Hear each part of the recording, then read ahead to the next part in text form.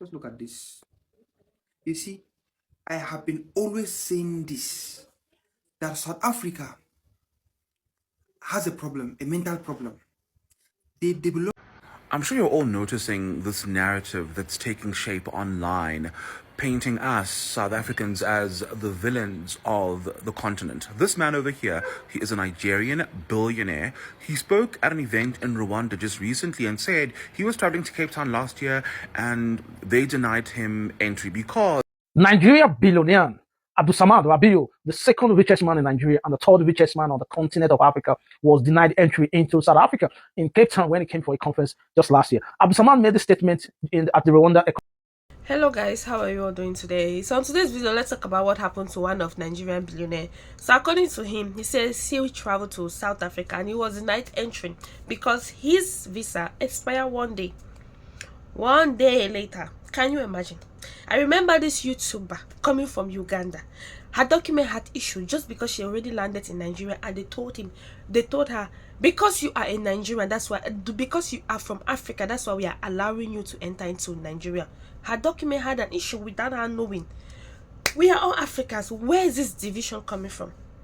Where is this division? He went to South Africa to have some meeting and he was denied access. He said Europeans with that visa were allowed to enter into South Africa, but he, as someone that is from Africa, was refused access. It is right time, you people start reciprocating what South Africans are doing to you guys. To be honest, you both need to stop all these things. We are brothers, we are Africans. We have to stop all this mentality, please. Because someone cannot keep on poking your eyes and you keep saying, no, we are brothers. Oh, you boom. No, we are brothers. I cannot hurt him. Boom. No, we are brothers. I cannot hurt them. Before you want to see, you're already crying. You will go and meet God in heaven. What is this nonsense all about? Now they say they want to... guys, if you're new on this channel, you have to subscribe. Don't forget to subscribe. Please take a look and watch this video. his visa had expired, okay? But he says, to his surprise, he noticed Europeans were allowed entry into the country without visas. Of course, we know that. Citizens of EU member states get up to 90 days visa-free entry into South Africa. We know that, whether it's for business or tourism. In response to that story, this man over here, and this man is not just anybody, he is in public office, he's a senator. He twists the story. He basically says the billionaire was denied visa entry and says that all the xenophobia has escalated from the streets all the way to government.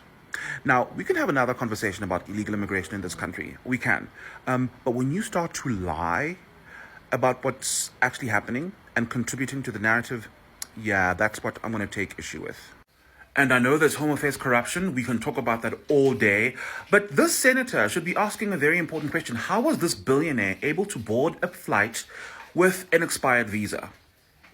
And yes, before somebody points it out on TikTok, because some of you are rude, I do need a haircut and charge my phone. Yeah. Happy Saturday once again. Self-hate to the extent they hate themselves too much that whatever is black is bad. You see, this is the African third richest person. Africa third richest person. He said he was denied entry to South Africa, but Europeans were allowed without visas. What does that tell you?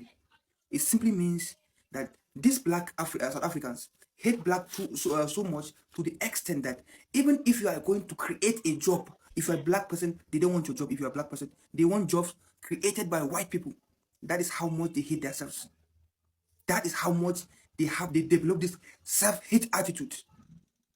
These people need serious help. So it's no longer fighting common blacks. They're even fighting with billionaires.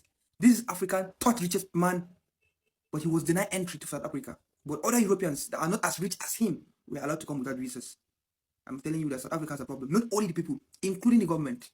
They hate themselves. If you're going to create a job for them, if you're black, they don't want your job. They want jobs from whites. What a pity. What a pity. This is a very pity situation. What a disgrace. What a disgrace.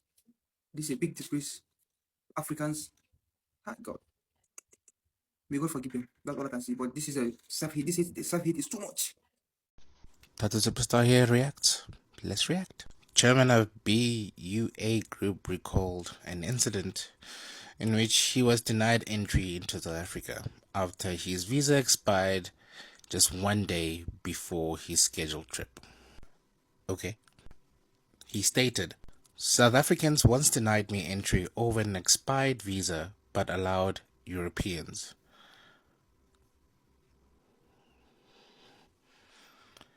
Okay, maybe this.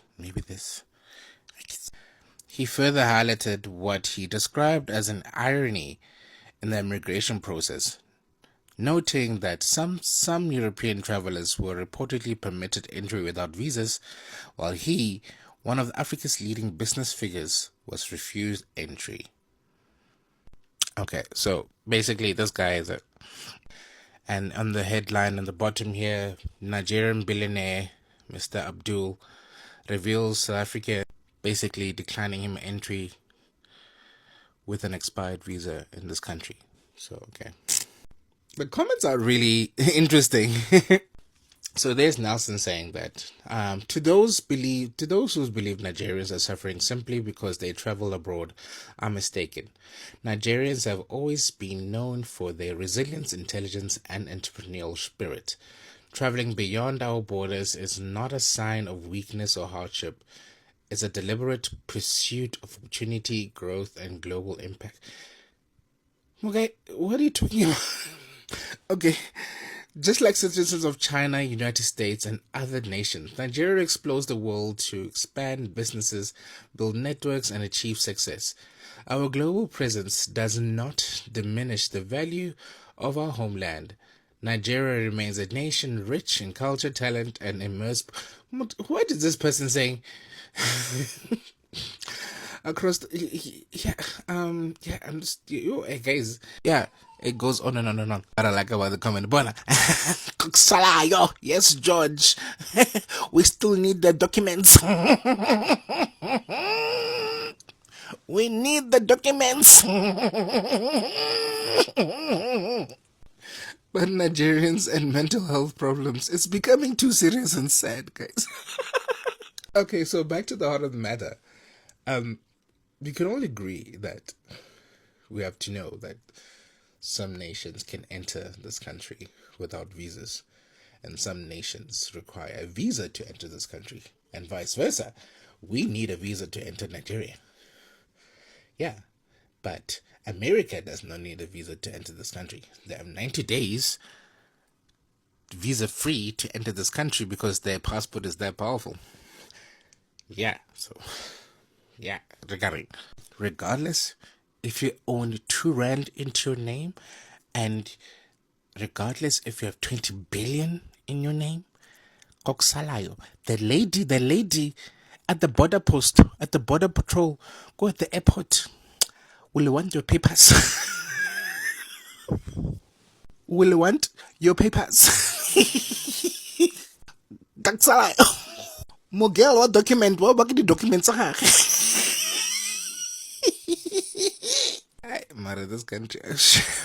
Economic summit, where various African business leaders were invited. You see, one thing I find very tragic, or I could not get my head around it, is this: why is this border situation in Africa not been resolved for so long? For over 60 years, for over 6 decades, Africans have closed its border to fellow African citizens. This is the second richest black man in the world. One of the biggest industrialists on the continent of Africa was not allowed into South Africa because his visa has expired. He was turned back. A man who flew with his private jet into South Africa, but was turned back because the visa has expired. Whereas Europeans were allowed into South Africa. He said he stood at immigration and he was not allowed in. And he saw Europeans coming into the country without a visa. Why he, an African, the third richest man on the continent, worth about $12 billion, was not allowed? I think it's very tragic. Situations like it tells you that Africa is cooked. I don't know what we are protecting. What are we protecting from each other? We have remained like this for over 65 years. You see, African leaders and African people are people who are not receptive to change, who wants the status quo to remain for 1 century. See, Africans are very, very reluctant to change. You see, the European Union has been expanding, bringing more people into the European Union because the leaders of Europe understood clearly that the success, the standard of living, the economical power of the European Union, the political power of the European Union will be stronger if everyone becomes part of the union. The standard of living of the citizens will improve tremendously. The interaction of European citizens, cultural interaction will improve the way of life of Europeans. That is why they continue economic and political integration. But in Africa, nothing is happening. For over 65 years, African leaders have refused to open up the borders. I don't know what they're protecting. What is there to be protected? Rather than African leaders to open up the African economy in order for Africans to be able to travel around the continent and do businesses, cultural exchange, see the continent of Africa for the betterment of African people. This will create understanding. This will create economic integration on the continent. But African leaders have refused to open up their border because they are protecting it from the respective Africa. I today can decide to go to South Africa tomorrow without needing a visa because I hold a European passport. How crazy is that? That a man who has significant opportunity to invest in the South African economy or any economy on the continent of Africa was refused entry into South Africa tells you a lot. That the reason why Africa is called the dark continent, the reason why that continent is cooked, you can see clearly. That is the reason. We have leaders who cannot adjust to the current realities. That this continuation of borders around the African continent would not yield anything positive or benefit to the African people or the African continent. There has to be an open border system within the continent of Africa in order for Africa to achieve full economic liberation, reduce the levels of poverty, encourage cultural exchange, reduce crisis and conflict among Africans. Because Africans are not traveling among themselves. There is so much perception, negative perception between African people because there is lack of travel or connectivity within Africa. Dangote said it will cost him more to ship a cargo from Lagos to Ghana for him to import a cargo from Spain to Nigeria. It tells you that we have structural problem on the continent, and this can only be solved when there is a union within the African continent, where there's economic integration, political integration. This will definitely reduce the various bottleneck, preventing growth of the African continent. I think Abdul Samad Rabiu is absolutely shocked and devastated that a man of his caliber would be rejected from entering a country in Africa. Thank you. Nigerians, please, you people should wake up. You people should wake up. South Africans will prefer to allow someone that has white skin to enter without visa or without passport, but they will never. They are very strict when it has to do with Africans. You see, please leave that country alone. I don't even know why people are still going there. You people should leave them alone. Let them stay in their country, please. This is the only thing I can say to anyone. Leave those people alone. Stop bothering yourself about them. They don't want to allow you to have to work in the country. They don't want to allow black people. And these people that are even pushing on this agenda is even black. Why? God of heaven. Black people. Guys, thank you so much for watching this video. Don't forget to subscribe, okay? See you guys.